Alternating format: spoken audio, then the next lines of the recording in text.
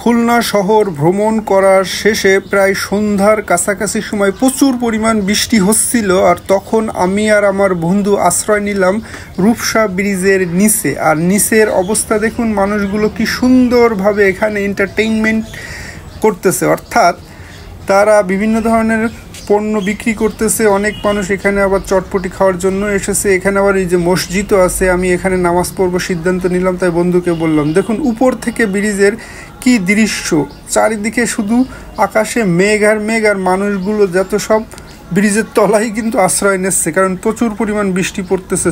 আমরা সন্ধ্যার শেষে সিদ্ধান্ত নিলাম কি খাওয়া যায়। সজল আমাকে বলল, তোকে আজকে সবচেয়ে বেস্ট কাবাব খুলনার যে জেসকো কাবাব সেখানে নিয়ে যাব, আর সেখানে নিয়ে তোকে আজকে চমৎকার কিছু কাবাব আর চাপ বা গ্রিল, তুই যেটাই খেতে চাস সেটাই খাওয়াবো। আমি বললাম, আমি যেহেতু খুলনা সম্পর্কে তেমন একটা অবগত নই, আর কোথায় কোনটা ভালো পাওয়া যায় আমার দোস্ত সেটা ভালো জানে। সে বলল, চল ওখানেই যাই, তোকে আজকে খাওয়াবো। আমার দুইজন বন্ধু সিদ্ধান্ত নিলাম ওখানে গিয়ে কি করা যায় সেটাই। সে আর আমি সিদ্ধান্ত নিতেই পারতেছিলাম না যে আসলে কি খাবো এখানকার। সে বলল যে আমরা এখানকার গ্রিলটা খাবো আর কাবাবটা খাবো, আর এখানে যে স্পেশাল একটা নান পাওয়া যায় সেটাই আমরা খাইয়ে দেখতে পারি। আমি বললাম আচ্ছা ঠিক আছে, যেহেতু খিদে লেগেছে। আমরা যথারীতি আমাদের এই যে মেনু দেওয়া হলো, আমরা যেইগুলো অর্ডার করলাম যে শিক কাবাব বিফ, আর চিকেন গ্রিল যেটা, আর তেলে ভাজা স্পেশাল যে নান। হ্যাঁ, এই তিনটাই মূলত আমরা অর্ডার করলাম। আমরা খেয়ে যেহেতু আমাদের খিদে প্রচণ্ড পরিমাণ লেগেছিল, তাই হয়তো আরও বেশি মজা লেগেছে। আমার বন্ধুর কাছে কিন্তু এটা বেশি পছন্দ। আমি যেহেতু প্রথমবার এখানে, আমি তো খেয়ে দেখবো যে কেমন টেস্ট।